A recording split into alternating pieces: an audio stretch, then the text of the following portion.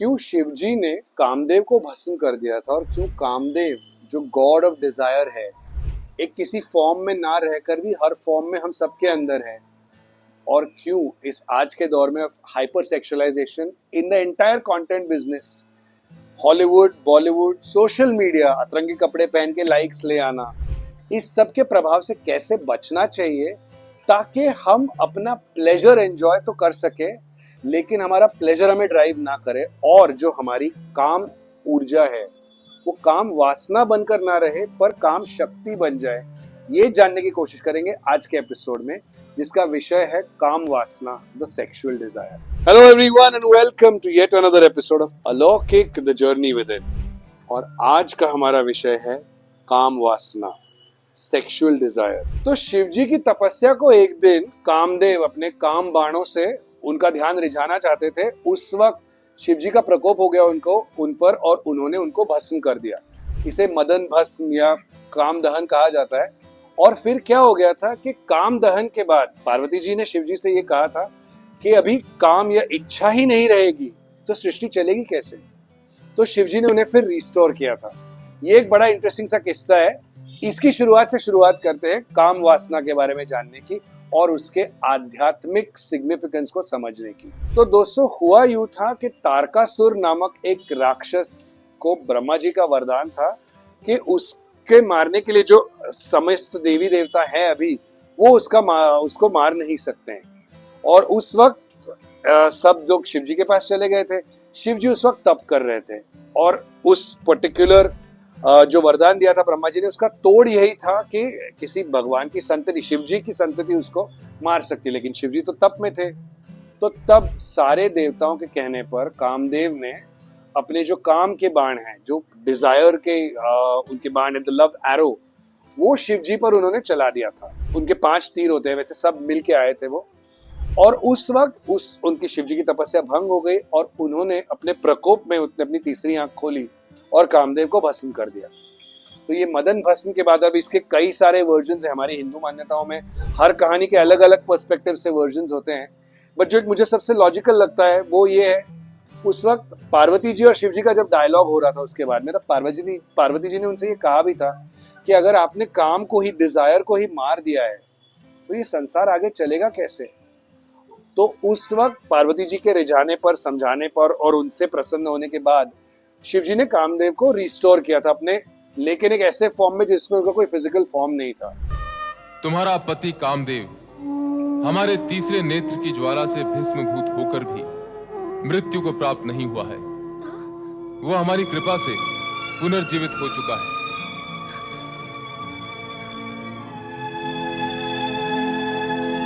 वो लौकिक नेत्रों से दिखाई नहीं देगा। वो जीवित होते हुए भी अंग रूप में देखा नहीं जा सकेगा। वो अनंग हो चुका है। मनमत, अब वो सशरीरी नहीं, अशरीरी हो चुका है। जो उनके साथ रहती थी, उनकी पत्नी, उनके साथ कामदेव अभी भी मौजूद है, लेकिन उनका कोई फिजिकल फॉर्म नहीं है। He is like a gush of wind. काम या डिजायर जो हम सबके मन में, हमारे अंदर होती है, वो वैसे ही है। वो दिखती तो नहीं है, बट वो इतनी स्ट्रॉन्ग और इतनी पावरफुल होती है कि वो हमें ड्राइव करती रहती है। काम ऊर्जा जो है उसके 2 रूप हैं। काम वासना जो डिजायर के तौर पे आती है, जो एक जरूरी भी है लाइफ के लिए टू एन एक्सटेंट, और दूसरी आती है काम शक्ति। काम शक्ति as an how do you channelise your sexual energy for your spiritual growth. वो हम एक और वीडियो में बात करेंगे। आज हम बात करने वाले हैं द बेसिक काम वासना की। आइए देखते हैं। तो दोस्तों, काम ऊर्जा, द सेक्सुअल एनर्जी, जिसके 2 पहलू हम देख चुके हैं अभी। काम वासना क्या होती है? जैसे हमने पुरुषार्थ के एपिसोड में भी बताया था कि मनुष्य के जीवन के 4 अर्थ है पुरुषार्थ में जो आते हैं, धर्म, अर्थ, काम, मोक्ष। काम is the desire. Desire is what makes one want to do things in life, makes one want to get things in life and progress in life. अब उस सब में काम वासना वहीं से आती है, कहीं ना कहीं देयर इज अ लिंकेज। अब अगर हम एक आध्यात्मिक दृष्टिकोण से देखें तो व्हाई सेक्स, काम की जरूरत क्या है? तो इस सृष्टि को चलाने के लिए प्रजनन होता रहना चाहिए, पीढ़ियां आगे होती बढ़नी चाहिए, उसके लिए सेक्स का निर्माण किया गया है। अब इसी चीज में ये क्रिया करने में अगर उसमें प्लेजर नहीं है तो लोग करना नहीं चाहेंगे। आप खुद ही सोच लीजिए जो क्रिया है उसमें the pleasure is what drives it, the rest of it is a very weird kind of a process if there is no pleasure. तो इंसानों को वो करते रहने के लिए, प्रेरित करने के लिए उसमें प्लेजर या डिजायर डाली गई है। ये सृष्टि का एक स्पिरिचुअल पर्सपेक्टिव है on why there is pleasure as a part of sex. तो जैसे जैसे समाज आगे बढ़ता रहता है, आगे पीढ़ियां आगे बढ़ती रहती है, कल्चर इवॉल्व होता रहता है, ये कहीं ना कहीं pleasure which is a by product actually of the real function of काम और सेक्स टेक्स ओवर। और उसका जब एक आप जो आपके सेंसेस उसके अधीन हो जाएं अगर, तो कहीं ना कहीं हम धर्म का मार्ग छोड़कर अधर्म की तरफ जा रहे होते हैं। So now if you look at it, जो सेक्सुअल डिजायर्स हैं वो सबके अंदर होती हैं, उसकी वजह से एक there is a motivation to do something, you are attractive, someone else finds you attractive, want to get into that particular act, move forward, build a life. But if that's the only thing that you want to do, then you're not necessarily serving the purpose of taking the society forward. जो पुरुषार्थ में जैसे हमने देखा था, धर्म, अर्थ, काम, मोक्ष, काम का भी एक सिग्निफिकेंस ये जो इमोशंस से जुड़ा हुआ है, डिजायर से जुड़ा हुआ है, समाज की रचना, सृष्टि का निर्माण, सृष्टि का जो एक तरीके का एवोल्यूशन है, उस सब में योगदान होना चाहिए। अगर आप सिर्फ अपने pleasure and your own sexual desires में ही फंसे रहोगे तो आप आगे बढ़ नहीं पाओगे। इसीलिए एक आध्यात्मिक दृष्टिकोण से अगर हम देखें तो इस काम वासना को नियंत्रण में लाना, इस काम वासना को एक कंट्रोल करना जरूरी हो जाता है, ताकि हम धर्म के मार्ग पर, अच्छाई के पथ पर चलते रहें। तो जैसा हमने देखा, sex has two aspects to it, pleasure and purpose. We need to ensure that the pleasure, while the pleasure has to very much be there to serve the purpose, the pleasure cannot take over the very purpose. और मैं इसको एक judgemental तरीके से नहीं बताना चाहता हूँ, एक डिस्क्लेमर भी दे देता हूँ कि मैं अपने विचार बस शेयर कर रहा हूँ जो मेरे एक्सपीरियंस रहे हैं उसके हिसाब से। और आज इस वक्त आपसे काम वासना जैसे विषय के बारे में बात करते वक्त एक आध्यात्मिक दृष्टिकोण से मैं खुद आज एक पालक के तौर पे भी बात कर रहा हूँ। मेरे 2 बच्चे हैं 14 और 10 साल के, who are getting influenced by this current hookup culture that has come up in India, where whether it is the dating apps, the western influence, you want to call it that, because India में भी ऐसी चीजें रही है पहले से, अभी बहुत ज्यादा हो गया है। हमारा ओन हिंदी सिनेमा बॉलीवुड, जिसका मैं हमेशा जिसकी गुहार लगाता हूँ, it is also hyper sexualized. We live in a hyper sexualized world, मतलब कि हर चीज को दिखाने का एक तरीका, it's sex is there all over, even in places where it's not needed. So young minds जिनमें obviously there's a hormonal sort of an imbalance going on, or rather a hormonal formation that's going on, they don't know what's the right path. They tend to get carried away because pop culture में भी यही दिखाया जाता है, sex with one person is a problem, multiple sexual partners होने चाहिए, try करना चाहिए, swipe left, swipe right, ये वाला जो एक culture आ गया है, which again it's not that it's not been there ever, but धीरे धीरे ये और प्रोनाउंस होता रहा है। तो ऐसे सब इसमें ये जान लेना कि काम वासना एक जरूरत है, लेकिन काम शक्ति एक शक्ति है। आपको वासना से, जरूरत से शक्ति पे कैसे पहुंचना है, ताकि आपकी आध्यात्मिक प्रोग्रेस जो है, जो ग्रोथ है आपकी, वो आप अच्छे से नियंत्रण में लाके कर पाओ और आगे बढ़ पाओ।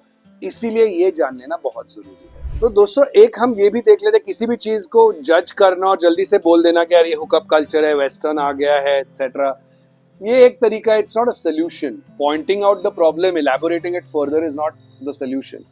सोल्यूशन के लिए अगर हमें जाना है तो एक ये सोचना जरूरी है that why is it that so many people are wanting to get into casual sex, and it's not that earlier generations haven't felt that, but today we live in a time where there is too much importance given to our own expressions all the time. और मैं खुद अलौकिक के जरिए आपसे ये कहता रहता हूँ, आप खुद को सप्रेस मत कीजिए, एक्सप्रेस होते रहिए। इस विषय में आप बाकी वीडियोस भी देख लीजिए। मैंने काफी ज्ञानी स्पिरिचुअल गुरुज के वीडियोस देखे हैं, श्री श्री रविशंकर जी के वीडियोस देखे हैं, सदगुरु के वीडियोस देखे हैं, where they are also mentioning about these things that you should not suppress your desire, but in a spiritual sense what you need to do is try and control the real reasons within. इससे मैंने introspection वाले video में भी कहा था कि खुद को एक बार समझो। खुद को सबसे पहले तो खुद की, अगर खुद के खिलाफ कोई चीज है तुम्हें, तो खुद को माफ कर दो। सबसे पहले खुद को एक्सेप्ट कर लो द वे यू आर। खुद की खामियों को भी खूबियां समझने लगो। Don't go on an ego trip, but खुद को एम्ब्रेस कर लो, खुद के साथ वक्त बिताओ, अपने आप से जुड़ो, अपने आप को समझो, ताकि एक डिस्ट्रैक्शन के तौर पर सेक्स की रास्ते पे ना जाओ। तो काम वासना जो है ना, उसको एक इच्छा की तरह रहने दो, अंदर रहेगी, आपको ड्राइव करेगी, आपको खूबसूरत लगने का मन करेगा उससे। तैयार होना, पार्टी में जाना, दोस्तों से मिलना, मजे करना, हैपनिंग लाइफ जीना, ये सारी चीजें उससे लिंक्ड है। Art culture is also part of the entire काम फंक्शन इन द पुरुषार्थ।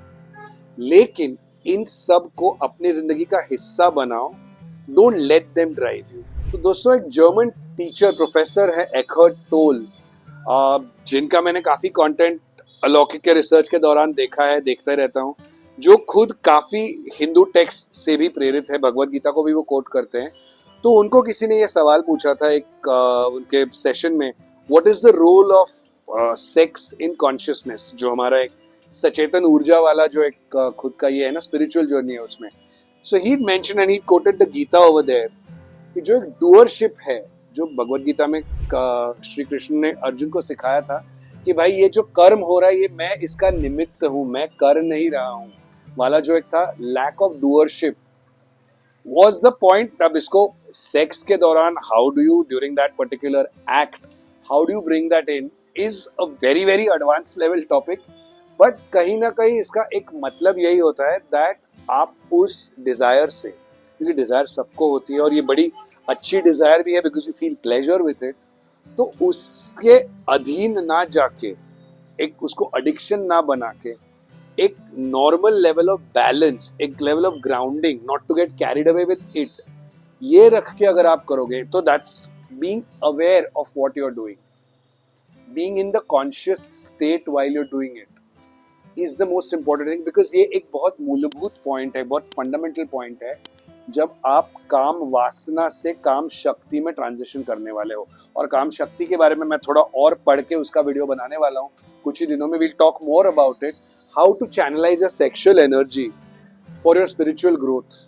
So if you are in the awareness, if you are just observing everything while in the act, such that the pleasure doesn't drive you, yet you feel the pleasure.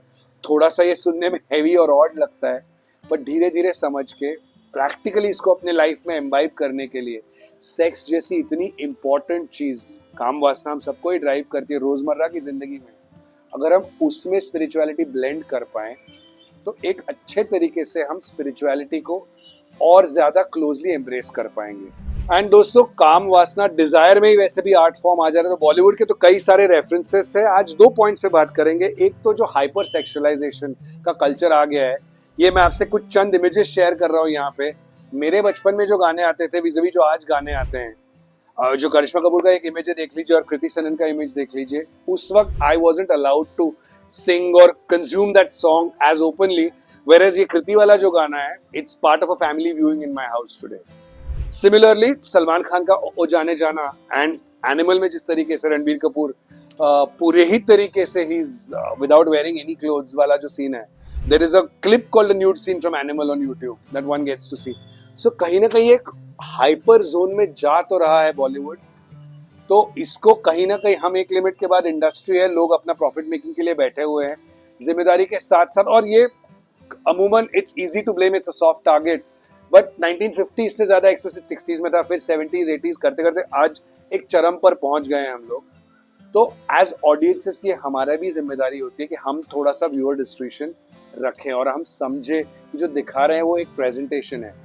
Reality और इस illusion और अपनी reality में फर्क समझ के अपनी reality को एम्ब्रेस कर लेना हमारे लिए जरूरी है। ये बॉलीवुड से हमें एक्चुअली सीखना चाहिए, बिकॉज वो एक इंडस्ट्री है, वो एटलीस्ट उस इल्यूजन को, उस सपने को हमें जीने देती है।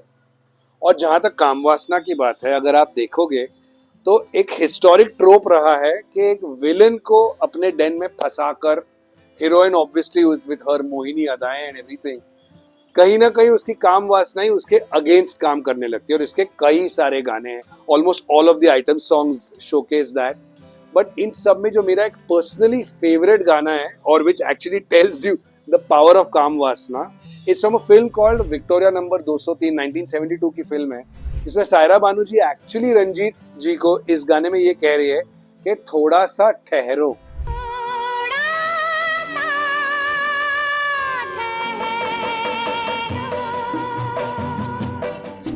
But the way the song is, and you can sing the song, you can embrace the song in its musical glory, but जो उसका मैसेज है थोड़ा सा ठहराओ लाओ, वो कोई समझ नहीं रहा है. काम वासना में लोग बह रहे हैं. तो ये बहकर ऑब्वियसली विलन का एंड हो जाता है. और ये सबसे इंपॉर्टेंट मैसेज है कि अगर आप इसमें if you start getting addicted, you are going to get destroyed in the process. तो नियंत्रण के साथ देखिए, एंजॉय बिल्कुल कीजिए. लाइफ में प्लेजर की कमी कभी भी नहीं होनी चाहिए. और उसको हम एक थोड़ा सा अवेयरनेस, कॉन्शियसनेस एंड रिस्पॉन्सिबिलिटी, ये तीनों का तड़का लगाएंगे ना, तो वो और भी ज्यादा हेल्दी हो जाएगा. And it will be more pleasurable actually. But anyway, that was the video guys. अगर आपको अच्छा लगा है तो प्लीज हमें बताइए आपको कैसा लगा.